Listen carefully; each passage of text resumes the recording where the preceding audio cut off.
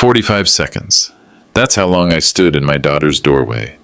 I'd just driven 11 hours through a winter storm to spend Christmas with my only daughter, Rebecca, and my grandchildren. I brought gifts, homemade cookies, a blanket their grandmother made before she died. Rebecca opened the door, and her face said everything. Not joy, shock. Then these words, "Dad, we weren't expecting you. This is awkward." She wouldn't let me in. Her husband appeared behind her, stage whispered to someone inside, "Father-in-law, unannounced, not ideal timing." I didn't argue, didn't beg. I handed Rebecca an envelope, turned around, and left. Inside that envelope was something she'd opened Christmas morning, and it would cost her everything she thought she'd built. If you're watching this, please subscribe and let me know where you're watching from. What happened next isn't just about one family. It's about what happens when the people you sacrifice for mistake your generosity for weakness. My name is Jonathan Clarke. I'm 62 years old. And now, let me show you where this really started. September 2016. My wife Susan died. Lung cancer. 3 months from diagnosis to funeral. She was 59 years old. We'd been married 38 years. High school sweethearts. She was the center of everything. When she passed, I didn't know who I was anymore. The house in Dayton felt empty. Too big, too quiet. Every room had her fingerprints on it. Rebecca lived in Boston then. Marketing coordinator at some agency. She'd just married Trenton Hastings 6 months earlier. Small wedding. I paid for most of it. $42,000. They were starting out, Rebecca said. After Susan died, Rebecca called once a week. Always rushed. Always between meetings. "How are you, Dad?" But she'd cut me off before I could really answer. Trenton didn't know what to say to me. At family dinners, he'd talk about work, about Boston, about everything except the elephant in the room. I was the grieving father-in-law. Uncomfortable. Inconvenient. March 2017, 6 months after Susan's funeral. I sold Clarke Precision Manufacturing. Automotive parts. I'd built it from nothing in 1979. 38 years of 12-hour days, missed birthdays, delayed vacations. But we made quality parts. Honda used our components. Ford, GM. We employed 32 people at our peak. The sale, $2.8 million. After taxes, attorney fees, paying off the business line of credit, settling with 2 partners, I netted $1.9 million. I thought the money would give me purpose. It didn't. I had no wave, no business, no reason to get up in the morning. Just a 3-bedroom house in Dayton, and silence so thick you could choke on it. Fall 2017, October. Rebecca called. Different tone, excited. "Dad, I'm pregnant. We're having a boy." First grandchild, Nolan. For the first time since Susan died, I felt something. Not happiness exactly, but hope. A flicker. Maybe I'd matter again. Maybe I'd have a role. Grandpa, helper, family. Then came February 2018. Rebecca and Trenton were house hunting. They'd found a place in Westport, Connecticut. Trenton had gotten a job at Sterling and Price Marketing Group. Better pay, better city, better future. The house was perfect, Rebecca said. Colonial style, 4 bedrooms, 2.5 baths, Greens Farms neighborhood, good schools, safe streets, $950,000. Problem, they needed 25% down, $237,500, plus closing costs, another $37,500, total $275,000. They had $160,000 saved. They were short by $115,000, but banks wanted to see more cushion, more safety net. Rebecca called me on a Tuesday evening. I remember because I was eating leftover meatloaf Susan had frozen before she got too sick to cook. I'd been rationing her frozen meals, eating them slowly, like if I stretched them out, she wouldn't really be gone. "Dad," Rebecca's voice was shaking, "we found our forever home. It's everything we dreamed of. The baby's room has built-in shelves. There's a yard for a swing set. The school district is top-rated, but we're short on the down payment." I set down my fork. "How short?" We need $315,000 total to be safe, to have cushion. I didn't hesitate. I'll wire it tomorrow. Dad, are you sure? You're my daughter. This is for my grandson. Of course I'm sure. Pause. Then, thank you, God. Thank you. This changes everything. I suggested maybe I could stay with them sometimes. Help with Nolan when he was born. Night feedings, diaper changes, whatever they needed. Rebecca paused too long. Dad, that's really sweet. But we're still figuring out our routine. Maybe next year, when things settle. Next year never came. I mentioned the plan to Douglas Whitmore. Doug and I roomed together at Ohio State in the late 70s. He's been my attorney for 40 years. Estate planning, business contracts. He handled Susan's will. Doug sat back in his chair. We were in his Cincinnati office. Wood paneling, diplomas on the wall, photos of his 3 kids. Jonathan, if you're giving $315,000, you need protection. She's my daughter.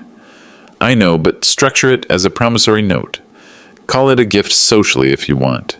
But legally, it's a loan with 0 interest and long maturity. If things stay good, it's just paperwork. If they don't, he trailed off. I resisted. That's not necessary.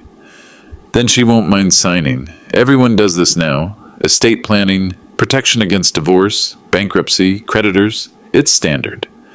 I asked Rebecca to sign. She was 8 months pregnant, tired, swollen ankles, emotional. Dad, is this really necessary? It feels like you don't trust me. Doug says it's standard. Everyone does it. She signed without reading. March 22nd, 2018. Doug's paralegal, Judith Ames, notarized it right there in the office. The document stated clearly, promissory note and loan agreement. Principal, $315,000. 0 interest for 84 months. Maturity, March 2025.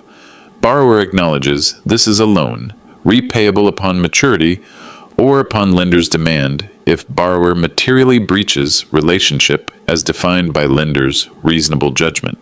I filed it away. Never thought I'd use it. 6 months later, September 2018, Rebecca called again. Oak Valley Academy had accepted Nolan into their pre-K program. He was only 4, but this was the school, the right school. $21,600 per year, per child. Dad, this is where Trenton's colleagues send their kids, where the right families go. It's important for networking, for Trenton's visibility in the firm. I didn't think twice. Set up automatic payments, $1,800 per month per child. When Chloe was born in 2019 and started school in 2022, it jumped to $3,600 per month. Rebecca said, "You're a lifesaver. I'll pay you back when I make director." She made director in August 2021. Salary jumped to $185,000. Never mentioned repayment? Not once. I kept paying. Every month. 72 months. $259,200. I thought I was investing in family, building connection, securing my place in their lives. I was wrong. I was funding my own disappearance. Let me show you what silence cost me. Thanksgiving 2021. I drove to Westport, 6 hours each way. I brought a pumpkin pie, Susan's recipe, and a wooden toy truck I'd built in my garage for Nolan. I stayed 26 hours. One night, one breakfast. Dinner that Thursday night, there were 8 people at the table. Rebecca, Trenton, the kids, Trenton's parents, and 2 of Trenton's colleagues from work.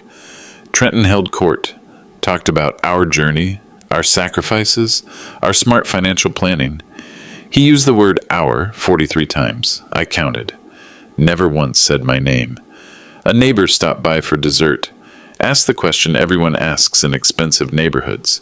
So how'd you 2 afford this area? Real estate here is insane. Trenton smiled, confident. Good timing. We bought in 2018, right before prices spiked. Smart budgeting. Lived below our means for years. I sat there, silent, invisible. Rebecca looked at me once, just once. Her eyes said, "Please don't." So I didn't. May 2022, Nolan's 9th birthday party. I drove 6 hours for 3 hours at the party. Brought him a bicycle. Red, $189 from Target. Another parent, Julie, I think, asked Nolan, "Is this your grandpa?" Nolan looked at Rebecca, uncertain. He was only 8. Kids read their parents. Rebecca answered for him, "Yes, this is my father. He lives in Ohio." The way she said Ohio, like it was another country, another lifetime.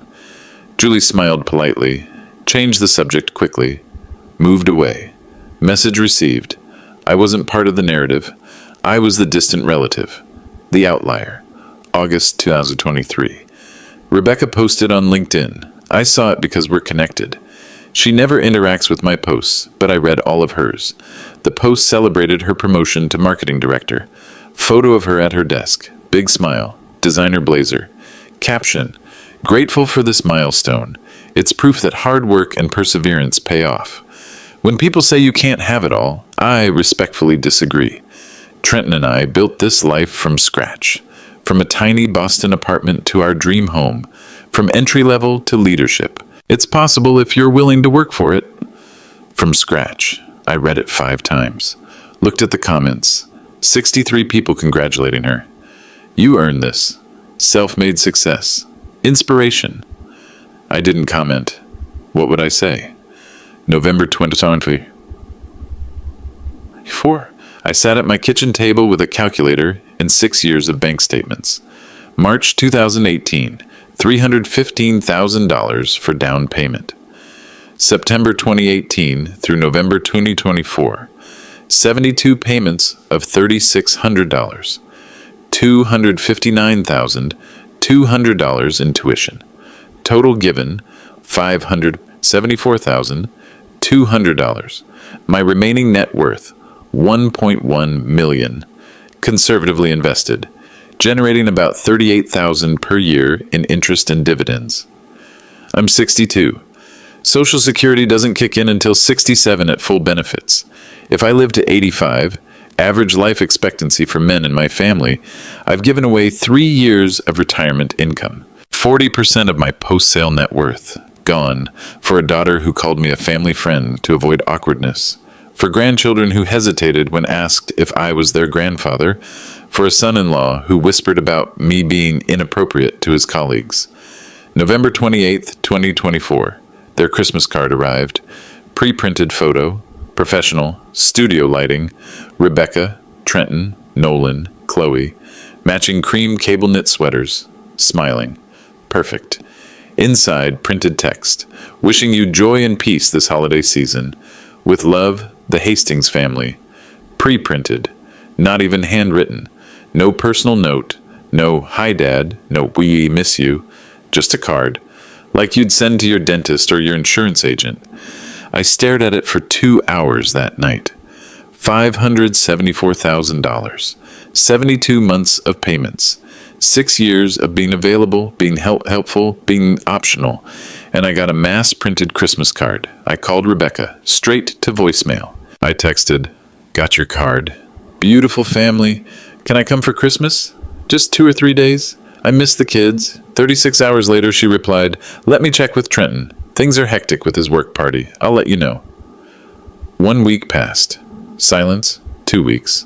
Silence. 3 weeks. Nothing. December 23rd, I made a decision. I wasn't asking anymore. I called Doug. "I need the demand letter, the one we discussed." He didn't ask questions. "I've had it ready since early December. I'll finalize it tonight." December 24th, 4 in the morning, I packed my truck. Gifts for Nolan, model rocket kit, $56.99. For Chloe, art supplies set with watercolors and brushes, $38.50. Tin of cookies I'd baked using Susan's recipe. The flannel blankets Susan had made before she got sick. Blue and gray plaid, soft. She'd meant it for Nolan. And 1 manila envelope in my glove compartment. I told myself it was just insurance. But deep down, I knew. If she shut that door, I was opening one she'd never close again. December 24th, 2024. 4:15 in the morning. Dayton, Ohio. Temperature 18 degrees Fahrenheit. Wind chill made it feel like 4. I scraped ice off my windshield for 10 minutes. Hands going numb. My truck, a 2014 Ford F-150, blue, 186,000 miles, took 3 tries to start. Engine coughing in the cold. Route, I-70 east to I-76 through Pennsylvania. Then I-84 into Connecticut. 632 miles, door to door. Google Maps said 10 hours, 40 minutes. But that was without weather. There was weather. Pennsylvania hit hard. Mountains shrouded in fog so thick I couldn't see 50 feet ahead. Freezing rain started near Somerset. My wipers could barely keep up. Every semi that passed threw up a wall of slush. My hands ached. Old injury. Repetitive stress from 38 years of factory work. Gripping metal parts. Operating machinery. By the time you're 62, your body keeps score. I stopped every 90 minutes. Stretched. Shook feeling back into my fingers. 6:15 a.m., Scranton, Pennsylvania. Vince's Diner. Red vinyl booths. Checkered floor. Smelled like coffee and bacon grease. I ordered coffee, black, and scrambled eggs with white toast. The waitress, name tag said Brenda, refilled my coffee without asking. Rough drive? Getting there. Heading far? Connecticut. To see my daughter. She smiled, warm. Well, they're lucky. Not everyone makes that drive on Christmas Eve. You must be a good dad. I didn't know how to respond, so I just nodded. Back on the road, New York State was worse. Freezing rain turned to sleet. Traffic slowed to 45 miles per hour on I-84. Everyone with their hazards on. I thought about Rebecca the whole drive. Played out conversations in my head. What I'd say when I got there. How she'd react. Maybe she'd apologize for not calling back. Maybe she'd hug me. Maybe Nolan and Chloe would run to the door, excited. I played out a dozen scenarios. None of them were what actually happened. 3:17 p.m. I pulled into Westport. Immediate difference. Every house looked like a magazine cover. Wreaths on every door. Professional Christmas lights. Driveways heated. Not a flake of snow anywhere. Cars in every driveway worth more than my annual income. I found Rebecca's street. Greens Farms Road. Turned onto their cul-de-sac. Their house stood at the end. White colonial. Black shutters. Circular driveway. 2 cars parked outside. Rebecca's Mercedes GLE. Black, 2023 model. $89,000. I knew because she'd posted about it on Instagram. Upgraded the mom mobile. Blessed and grateful. Trenton's Audi, Kimo Silver. Parked in the open garage. $58,000. I parked behind the Mercedes. My truck looked like it had crawled out of a junkyard. Rust on the wheel wells. Mud caked on the tires. Duct tape patch on the passenger seat. Through the bay window, I could see people. Lots of people. 12, maybe 15. Wine glasses catching the light. A crystal chandelier. I'd seen photos of it online when they renovated. $2,400. Rebecca had been so proud. I could see marble floors. Carrara marble. $18,000 installation. She'd posted about that too. Everything perfect. Everything polished. Everything expensive. I grabbed the gifts from the passenger seat. My flannel jacket, 15-year-old Carhartt, fraying at the cuffs, felt threadbare compared to the neighborhood. Walked to the front door, rang the bell, heard laughter inside. Music, conversation. 20 seconds passed, felt like an hour. The door opened. Rebecca. Cashmere sweater, cream-colored. I'd seen the Nordstrom bag once when I visited last year. $280. Her hair was professionally styled, blown out, smooth. Diamond studs in her ears. Christmas gift from Trenton 2 years ago. $1,200. She'd shown me a photo. Her face when she saw me wasn't joy. It was panic. Dad? Not a greeting, a question, an accusation. What are you doing here? I held up the gifts, smiled. Merry Christmas, sweetheart. I brought presents for Nolan and Chloe. She didn't step aside, didn't open the door wider, just stood there, blocking the entrance. Dad, you can't just show up. We're hosting a party. I texted you 3 weeks ago. You said you'd let me know. I meant to call. Things got crazy. Her voice dropped, urgent. But tonight's not good. We have important people here. I just want to see the kids. 5 minutes. Dad. She glanced over her shoulder, nervous. Trenton's managing director is here. William Brennan. This is important for Trenton's career. I'll stay in the background. I won't say much. It's not... She stopped herself. It's about timing. We didn't plan for you. Behind her, Trenton appeared. Glass of red wine in his hand. Forced smile. Too bright. Too fake. Jonathan, hey, didn't know you were coming today. Bit of a surprise. Is it okay if I come in? I drove 11 hours. Trenton's eyes flicked to Rebecca. Some kind of silent communication. We've got a full house tonight, Jonathan. Wall-to-wall people. Maybe we could catch up after the holidays? When it's quieter? Behind them a voice. Male. Older. Rebecca, who's at the door? Trenton turned slightly. Stage whispered, but not quietly enough, to the man in the hallway. Father-in-law. Showed up unannounced. Not ideal timing.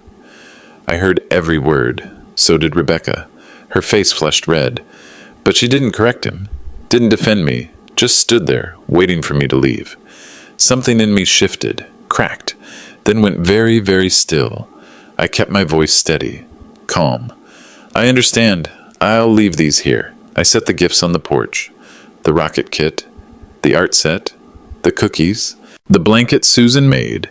Then I reached into my coat pocket, pulled out the manila envelope, held it out to Rebecca. She took it, confused. Dad, what is this? Merry Christmas. Open it tomorrow morning. But take care of yourself, Rebecca. I turned, walked down the steps, didn't look back. Behind me, Rebecca called out, Dad, wait! But I was already at my truck. Engine started. Backing out of the driveway, I glanced at the front porch one last time. Rebecca standing there, envelope in her hand. Trenton pulling her back inside, closing the door. 47 seconds. That's how long I stood on her porch. 11 hours of driving. Ice, fog, hope, 47 seconds of rejection. As I drove away, headed back toward the highway, I thought about the envelope.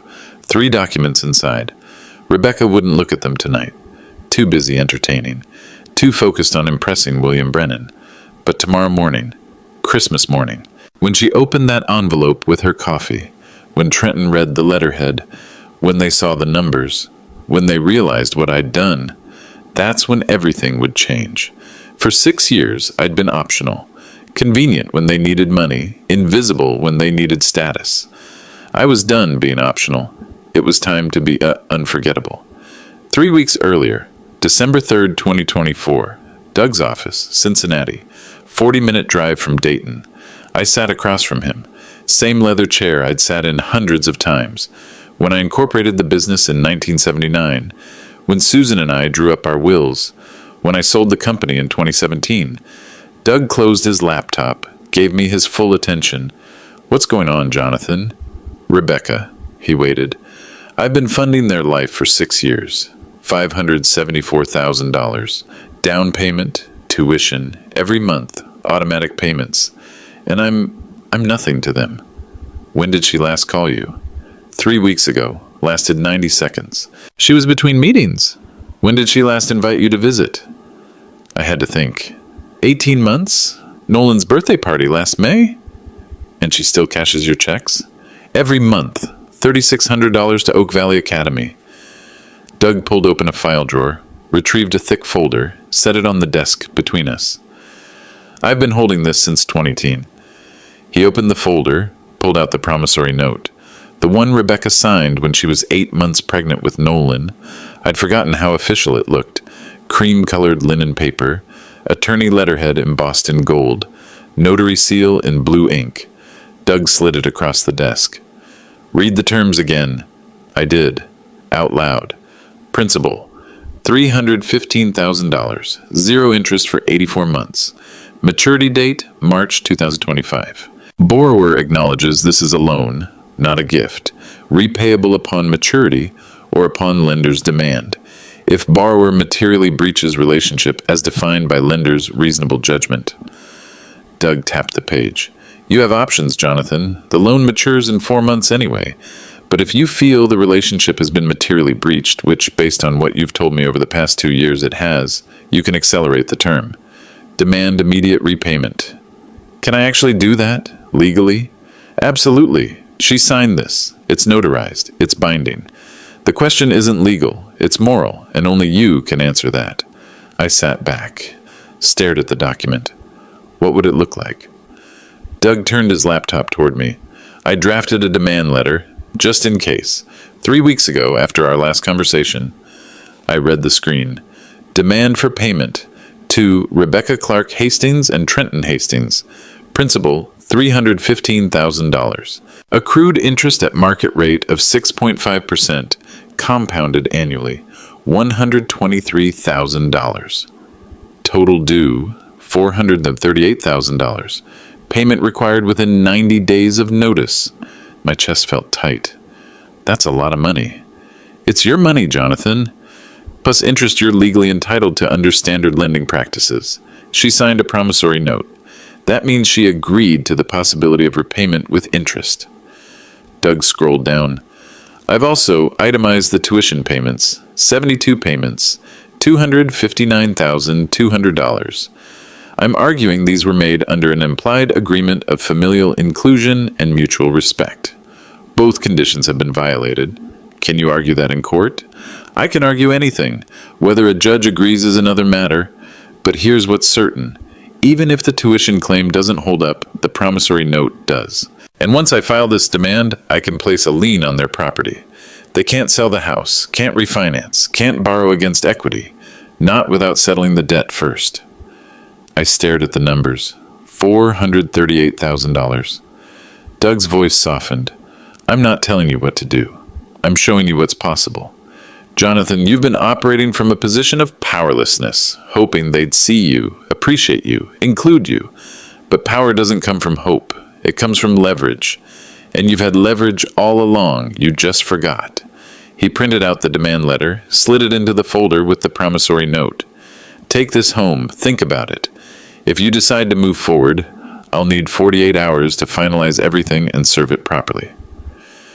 I took the folder. He pulled out one more document. Last thing, I contacted Oak Valley Academy's finance office. Discreetly. Used estate planning as the excuse.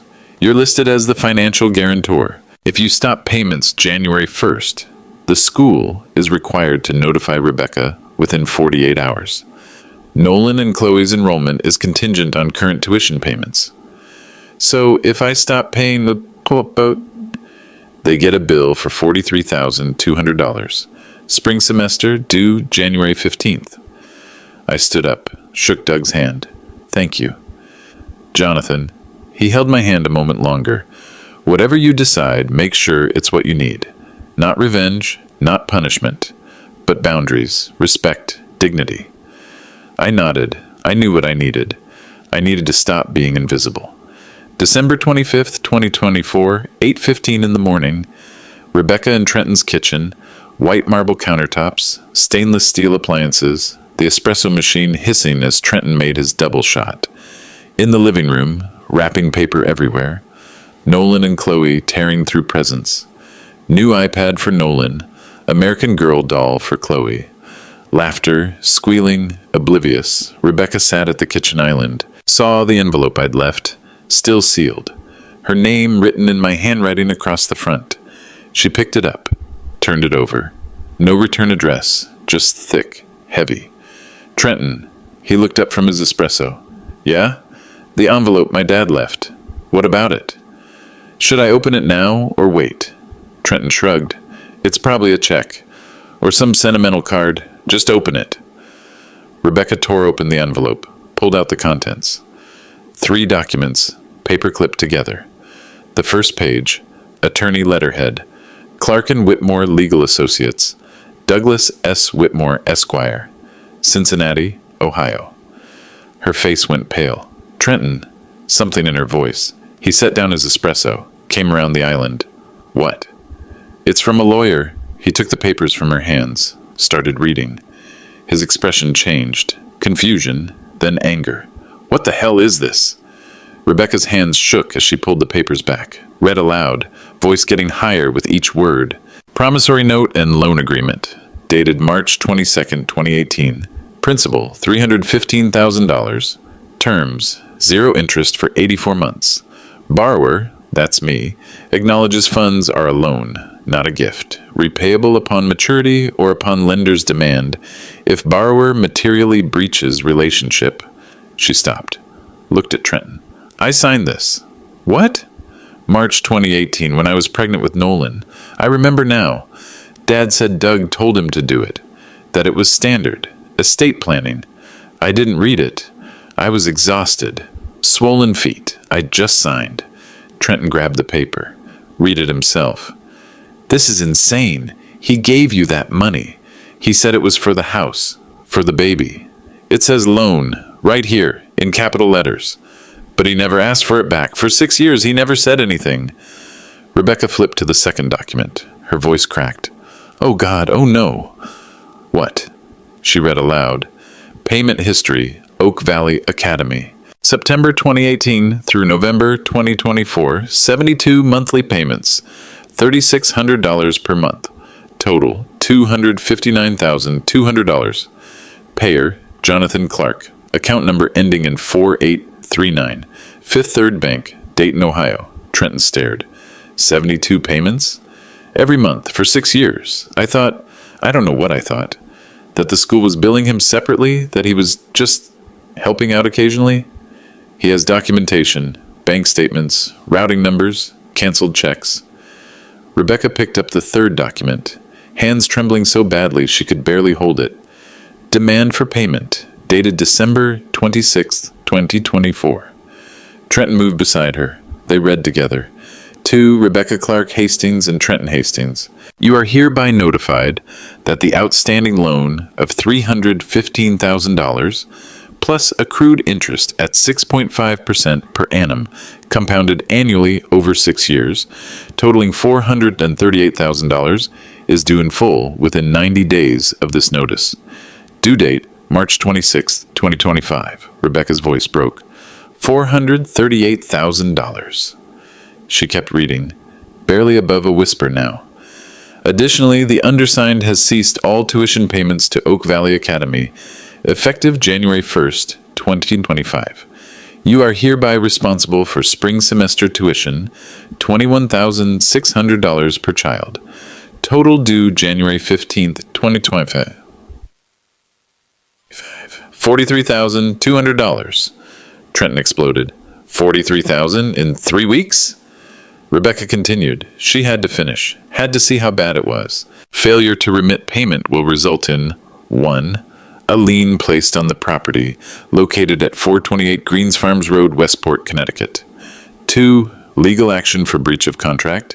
3. Negative reporting to credit bureaus. 4. Collection proceedings as permitted by Connecticut law. Her voice dropped to nothing. Respectfully, Douglas S. Whitmore, attorney for Jonathan Clarke. Silence. The only sound was Nolan and Chloe laughing in the living room, unaware that their world was about to collapse. Then Trenton. This is bullshit. He threw the papers on the counter. He's a bitter old man who can't handle that we've moved on with our lives. Trenton. No, listen to me. He drove here unannounced during our Christmas party, with my boss in the house.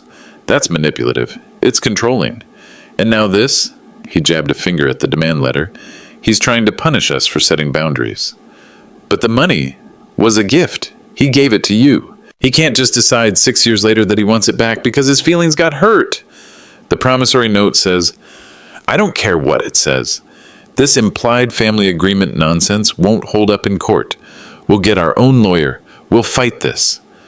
Rebecca stared at the numbers. $574,200 in black and white, itemized, every payment dated, every check numbered, bank routing information, notary seals, attorney signatures, airtight. She picked up her phone, called my number, straight to voicemail.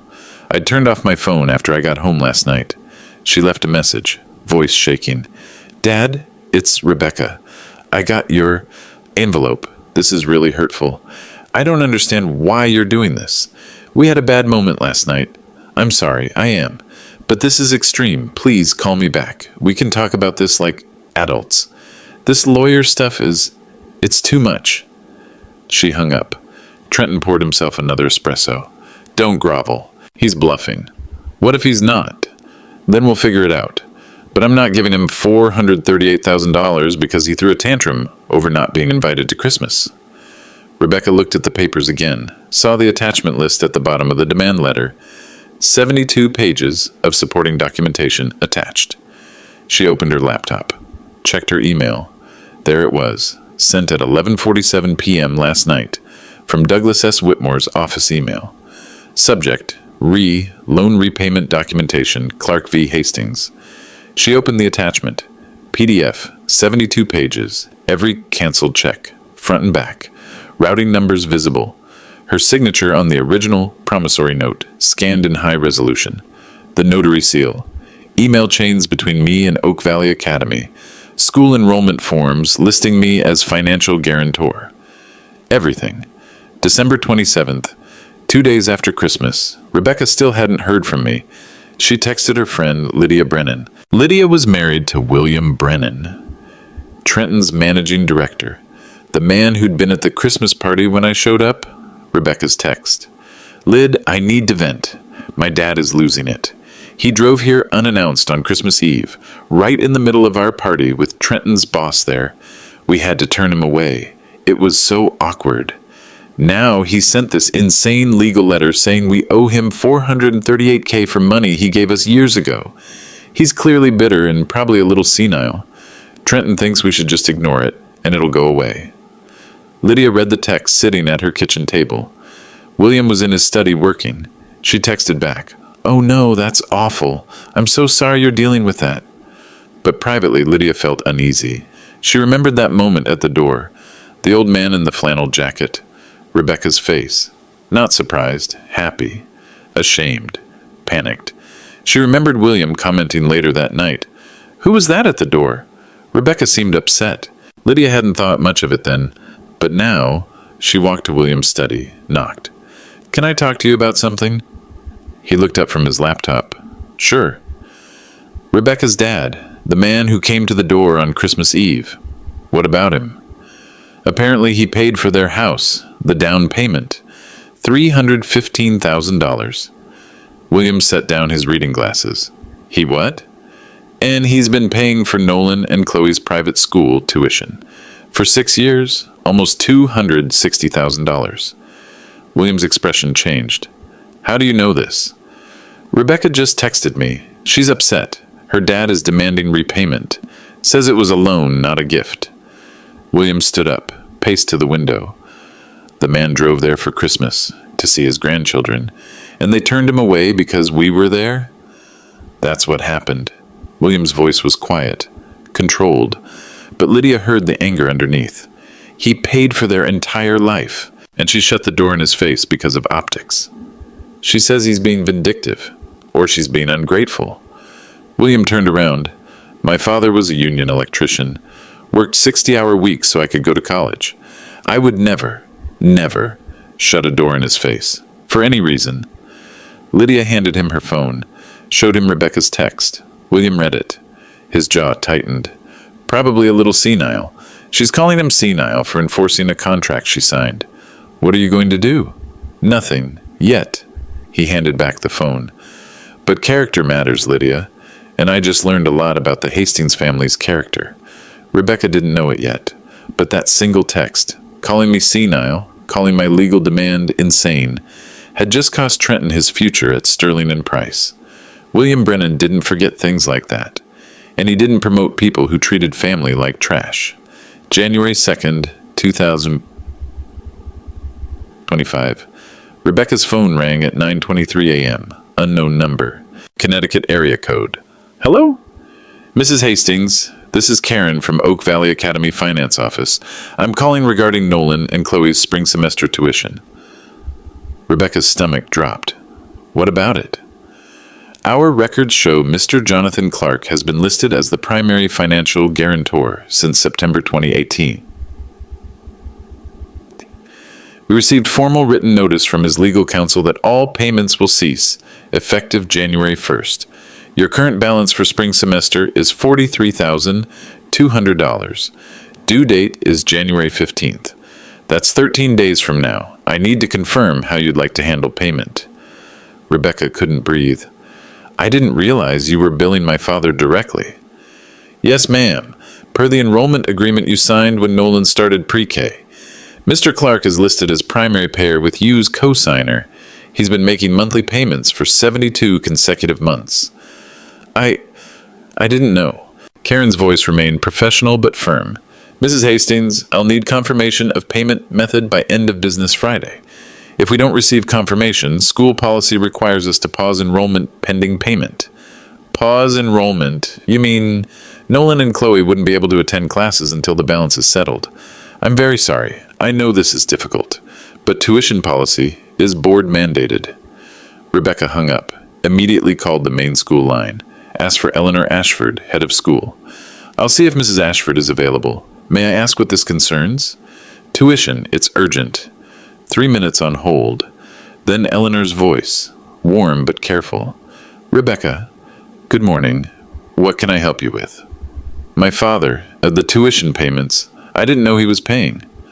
Pause. Rebecca, your father has been the financial guarantor for 6 years. You signed the enrollment agreement that specified this arrangement.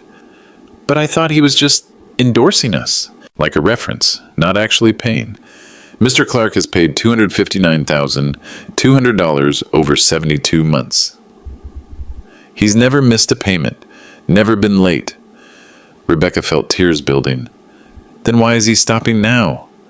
Eleanor's voice softened but remained firm. That's between you and your father.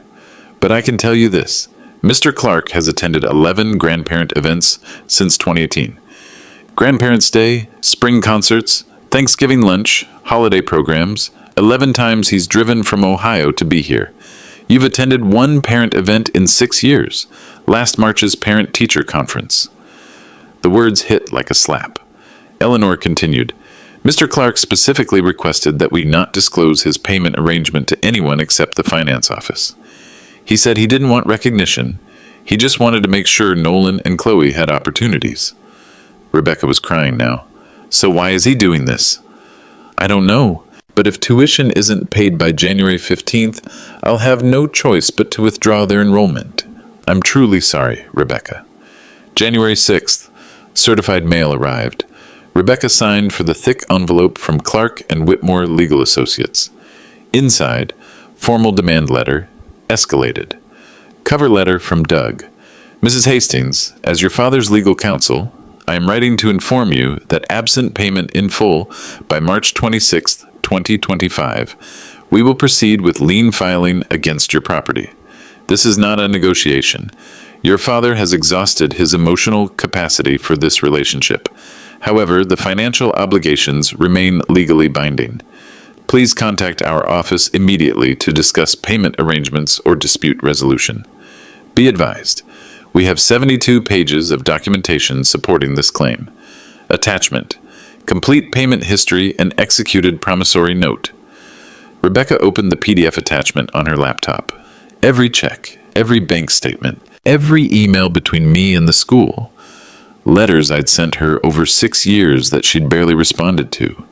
Subject lines like, hope you're doing well, would love to video chat with the kids. Saw Nolan's school photo, he's getting so big. Can I visit next month? Haven't heard from you in a while, just checking in. Her one-sentence replies, busy, we'll call soon. Things are hectic, maybe in a few months. Dad, I can't talk right now. All documented, time-stamped, preserved. January 8th. Lydia Brennan met her friend Charlotte for coffee. Charlotte was friends with Rebecca. The gossip chain worked fast in Westport. Charlotte mentioned, did you hear about Rebecca Hastings? Her father is demanding she repay $438,000. Apparently she signed some loan document years ago and now he's claiming it was never a gift. She's devastated. Lydia stirred her latte, chose her words carefully. Did he give her the money or loan it to her?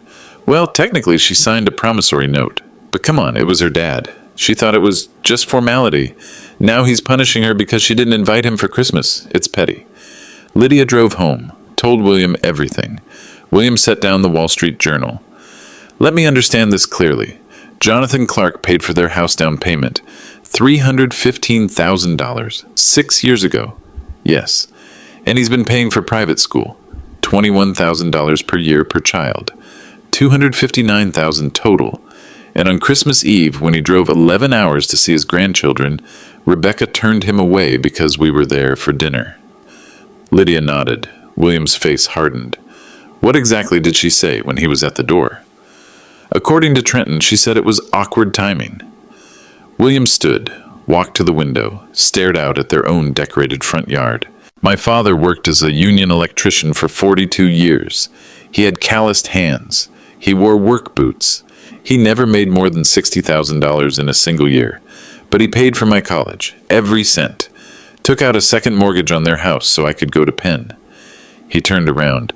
If my father showed up at my door on Christmas Eve, I would drop everything. I don't care who was here, the governor, the president.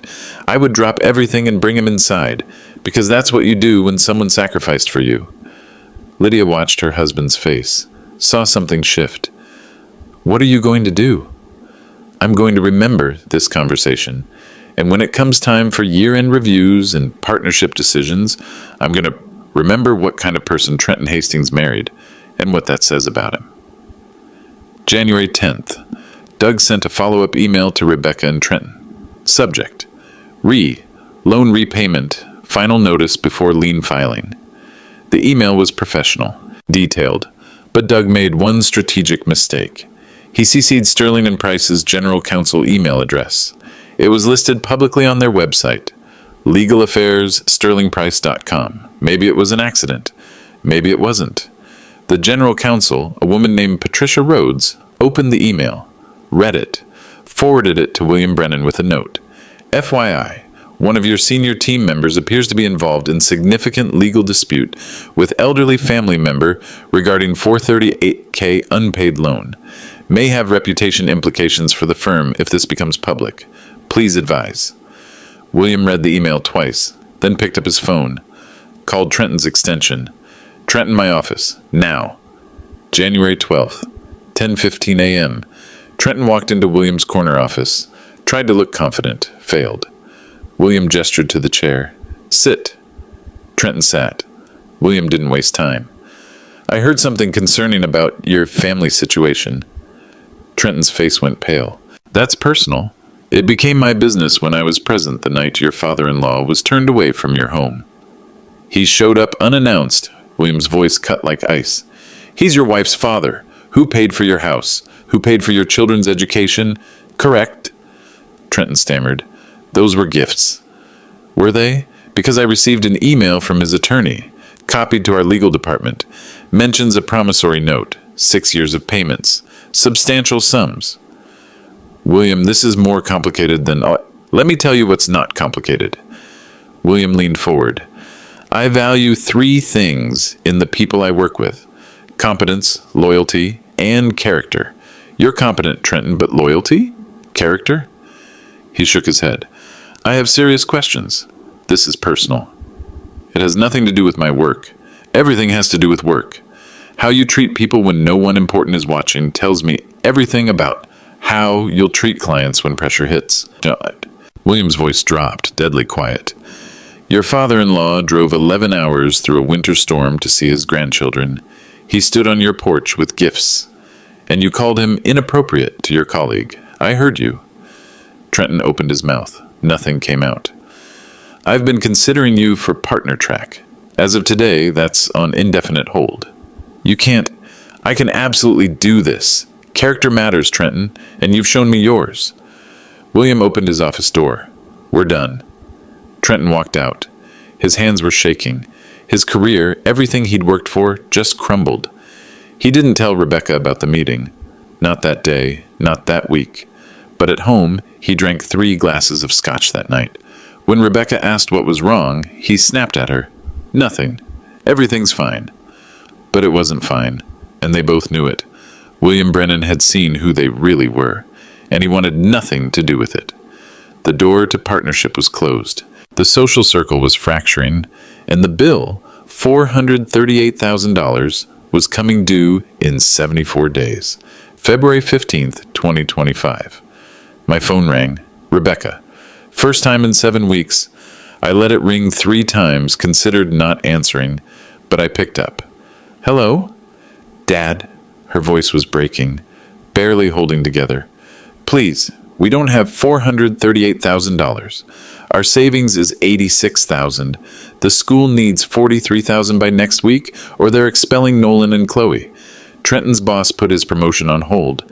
This is destroying us. I kept my voice level, calm. I'm sorry to hear that. You're sorry? Her voice rose. You're doing this. I'm enforcing a contract you signed. I was pregnant, exhausted. I didn't read it. Then you should have read it. Silence on her end. Then, so what? You want us to lose our house? You want your grandchildren kicked out of school? I want you to understand that actions have consequences. What can we do? Please, what if we pay you back in installments? $2,000 a month for 10 years. We can do that. The agreement specifies 90 days. Today is day 52. Dad, I'm begging you. She was crying now. I'll invite you to everything. Easter, Thanksgiving, every holiday, every birthday. I'll call twice a week. I interrupted. You're offering me scraps in exchange for $500,000. It's not about the money for you. It's about control. My voice didn't rise, didn't waver. It's about respect, Rebecca. Something you've forgotten I'm entitled to. I respected you. You introduced me as a family friend. You cropped me out of photographs. You posted on LinkedIn that you built your life from scratch. I paused. Let that sink in. That's not respect. That's erasure, she sobbed. Couldn't speak. I continued. For 6 years, I paid. I called. I sent gifts. I drove to Connecticut for birthdays and holidays. And every time, I was optional. Convenient when you needed money. Embarrassing when you needed status. I didn't mean... Yes, you did. You meant every word, every dismissal, every unreturned call. Every time you said you'd get back to me and never did. I hung up, sat in my kitchen in Dayton, hands steady, heart rate normal. For the first time in 6 years, I felt clear. February 18th. Doug filed the lien with Fairfield County Clerk's Office. Public record. Searchable online. Anyone could see it. Amount, $438,000. Plus attorney fees, plus interest accruing daily at 6.5%. The lien attached to 428 Greens Farms Road, Westport, Connecticut. Rebecca and Trenton couldn't sell, couldn't refinance, couldn't borrow against home equity, not without satisfying the lien first. The document included my sworn affidavit. I provided $315,000 for down payment and $259,200 for educational expenses under signed promissory note, an implied agreement of familial inclusion and mutual respect. Borrowers have breached this agreement by denying access to grandchildren, excluding me from family events, and treating me with public contempt. Public, permanent, undeniable. Trenton found it that night, Googled their address to check property values. The lien showed up, right at the top. He filed it. He actually filed it. Trenton's voice was hollow. Everyone can see this. Neighbors, friends, anyone. Rebecca stared at the screen. He has every legal right. We should fight it. With what money? A lawyer would cost $50,000 minimum to even start. And Doug's documentation is perfect. We'd lose. Trenton slammed his laptop shut. So we just let him destroy us. Rebecca's voice was empty. He already won. The moment I shut that door. February 22nd. Eleanor Ashford called Rebecca one final time. Rebecca, I've extended deadlines as far as the board will allow, but without payment by March 1st, I have to withdraw Nolan and Chloe's enrollment. I'm so sorry. We're trying to get the money. I believe you, but tuition policy is non-negotiable. Can we do a payment plan? Anything? Not for this amount. Not after 72 consecutive months of another party paying. I'm truly sorry. February 25th. Rebecca attended a parent coffee morning at Oak Valley. Last one before the kids' withdrawal became official. Another parent, Julie, approached. Sympathetic smile. Rebecca, I heard about your situation with your father. That must be so hard. Rebecca forced a smile. It's complicated. Julie nodded, touched Rebecca's arm briefly, then walked away. Rebecca realized everyone knew. The whispers, the sideways glances, the conversations that stopped when she entered the room. She was the woman whose dad is suing her. The woman whose self-made life was built on someone else's money. The woman who shut the door on Christmas Eve. Trenton stopped attending firm social events, made excuses. Headache, kids' bedtime, early meeting tomorrow. Truth, he couldn't face William Brennan, couldn't face the judgment in his colleagues' eyes. Lydia Brennan unfollowed Rebecca on Instagram, stopped responding to texts. The social circle was closing. March 1st, 2025. Letter arrived from Oak Valley Academy. We regret to inform you that Nolan and Chloe Hastings' enrollment is terminated effective March 3rd, 2025, due to non-payment of tuition. Outstanding balance, $43,200. Please arrange transcript transfer to their new school. Nolan asked Rebecca that night, "Why am I leaving Oak Valley? Did I do something wrong?" Rebecca couldn't answer, just hugged him. "No, baby, you didn't do anything wrong." But they both knew something had broken, even if he didn't understand what. March 5th, financial advisor, last hope. You have 3 options: liquidate investments and pay the tax penalty. Negotiate a settlement, though based on the lien filing, your father's attorney doesn't seem open to negotiation. Or sell the house. Trenton's voice was sharp. "We're not selling. Then you need $438,000 in 21 days. They liquidated everything. Trenton's 401k took a 30% early withdrawal penalty, Rebecca's stock options from work.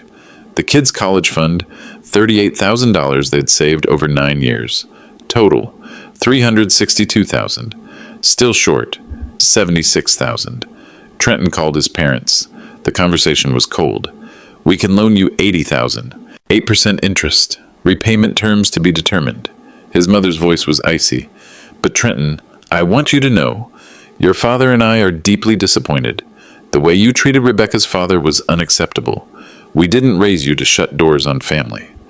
The loan came with shame, with judgment, with a fractured relationship with his own parents. March 26th, 2025. Payment deadline, wire transfer, $438,000. From Trenton and Rebecca's joint account to Doug's escrow account. March 28th. Lien released. The house was legally theirs again. But everything else, everything that mattered, that was gone. March 10th, 2025. Nolan and Chloe's first day at Westport Public Middle School. No uniforms, no legacy families, no strings quartet in the lobby, no French immersion program, just a regular public school. Good school, fine school, but not Oak Valley. Chloe cried at breakfast. Everyone at Oak Valley was going to Europe this summer for the exchange program. Now I can't go. Rebecca had no words. What could she say? "I'm sorry I valued image over integrity. I'm sorry I chose status over your grandfather." Nolan adjusted better, made friends with kids who played baseball and video games. Normal kids, good kids. But Rebecca saw it in his eyes. The loss of something he couldn't name. Stability, continuity, the world he'd known since he was 4 years old. She'd stolen that. Not me, her. March 15th. Trenton's annual performance review. William Brennan's office. The door closed. The air cold. William slid a folder across the desk. "Your performance metrics are adequate. Sales targets met. Client retention solid." Trenton exhaled. Maybe it would be okay. Then, but partnership requires more than metrics. It requires character, leadership, the ability to represent this firm's values. Trenton's stomach dropped. "I'm promoting Natalie Jensen to senior partner. She'll be taking the role we'd discussed for you. Because of my personal situation, because you showed me who you are when it matters." William's voice was quiet, lethal. "When your wife's father, the man who paid for your life, drove 11 hours to see his grandchildren, you called him inappropriate. You shut him out because of optics. That tells me everything I need to know about your priorities. William, your salary remains unchanged, 0% increase this year. Natalie starts May 1st. You'll report to her." Trenton walked out. His career ceiling had just collapsed. Everything he'd worked toward for 8 years, gone. He didn't tell Rebecca the details. Just came home, poured scotch, sat in the dark. When she asked what was wrong, he snapped, "Everything. Everything is wrong." March 20th. The fight. Kitchen. 10 p.m. Kids asleep upstairs. Trenton threw the credit card statement on the counter. "We're carrying $28,000 in credit card debt now, from the attorney fees and the shortfall." "I know. We paid your father $438,000 because you couldn't keep your mouth shut with Lydia Brennan." Rebecca's voice rose. "I needed to vent. I didn't know she'd tell William. And now my career is destroyed. I'm stuck at senior account director, while Natalie, who's been here 3 years less than me, gets partnership.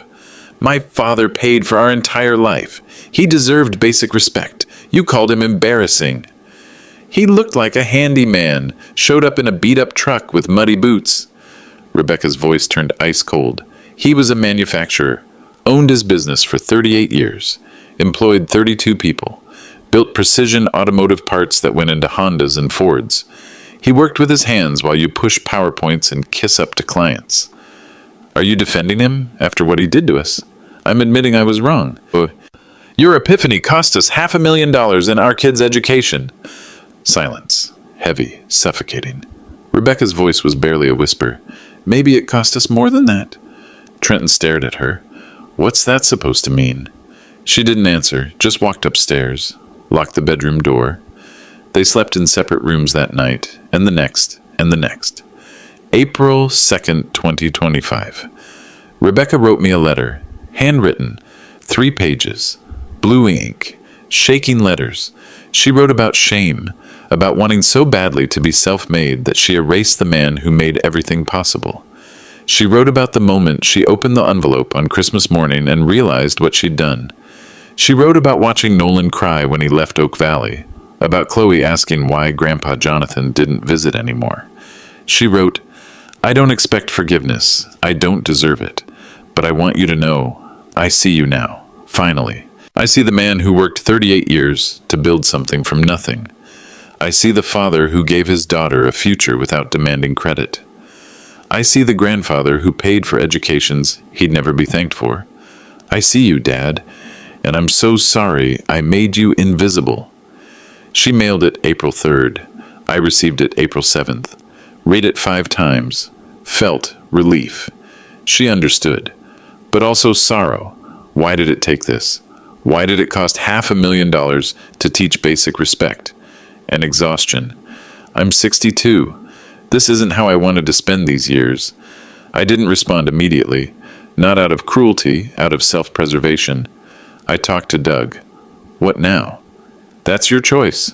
The money's paid. The legal matter is closed. The relationship? Only you can decide if there's anything left to salvage. I don't know if I can survive another betrayal. Then take your time. She waited 6 years to see you. She can wait 6 months for your answer. By mid-April, Westport knew the story. Multiple versions circulated, some accurate, some distorted, but the prevailing sentiment: Rebecca Hastings treated her father terribly. Some defended her. We don't know the whole story. Family is complicated, but more judged. Lydia Brennan at her book club, when someone tried to defend Rebecca, "If you can't honor the man who gave you everything, what can you honor?" Rebecca's Instagram went silent. No more #blessed posts. No more living my best life captions. No more self-made success narratives. Her LinkedIn still said she built her life from scratch. But everyone who mattered knew it was a lie. Trenton considered transferring to another firm, updated his resume, took calls from recruiters, but word had spread. Greenwich marketing circles are small. People whispered, the guy whose father-in-law sued him. Character issues. Treats family poorly. Interviews went nowhere. Their house, once a symbol of achievement, now felt like evidence. Evidence of debt, of borrowed success, of a life built on someone else's sacrifice and repaid with contempt. April 23rd, Rebecca saw me on Facebook. A mutual acquaintance, someone from my business days, had tagged me in photos. Volunteering at a Dayton food bank, sorting canned goods, smiling, surrounded by other volunteers. Caption: Jonathan Clarke, dedicating his time to families in need. What a generous soul. Rebecca stared at that photo for 20 minutes. I looked happy, peaceful, unburdened, free. She realized I didn't need her forgiveness. I'd already forgiven myself and found my own peace. May 15th, 2025. I wrote back. 1 page. Typed, printed on plain paper. Rebecca, I received your letter. I appreciate your honesty. It took courage to write what you wrote, but I need you to understand something clearly. I'm not interested in being included out of guilt or legal obligation. If you want me in your life, it has to be because you genuinely value me, not because a lawsuit taught you a lesson you should have learned without one. I'll be in Connecticut June 10th for a meeting with a former client. If you'd like to meet for coffee, just you and me, no Trenton, we can talk. I'm not promising reconciliation. I'm promising conversation. The ball is in your court. Dad? I mailed it May 16th. Rebecca called within 2 hours of receiving it, crying. Thank you, yes, please. June 10th. I'll be there. I kept my voice neutral. 10 a.m. Text me a location. She chose a small cafe, local place, not Starbucks. A place with wooden tables and chalkboard menus and coffee that came in ceramic mugs.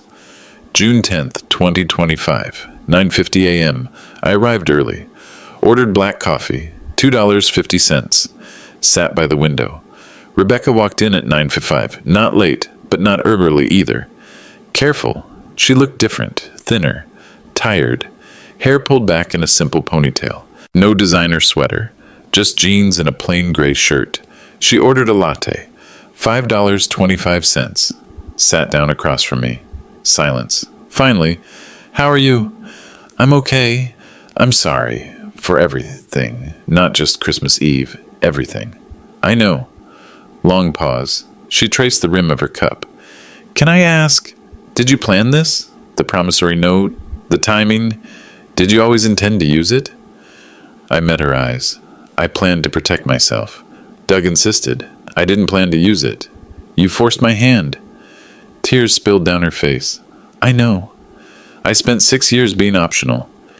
Convenient when you needed money, invisible when you needed image. I won't do that again.